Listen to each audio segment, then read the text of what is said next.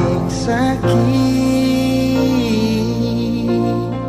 saat sayang tapi dikhianati. Akan berasa sekali,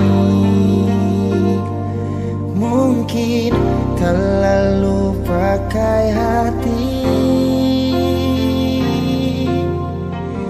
Akan memang paling sakit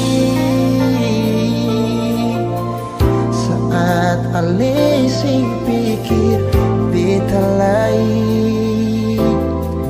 Akan berasa sekali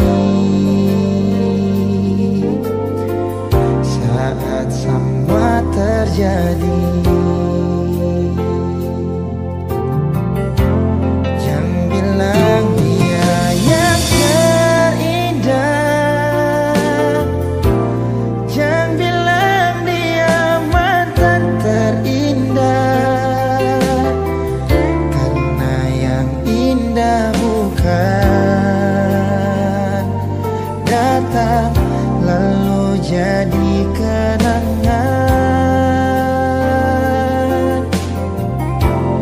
Jangan bilang dia yang terindah, jangan bilang dia mantan terindah, karena yang indah bukan datang lalu jadi mantan.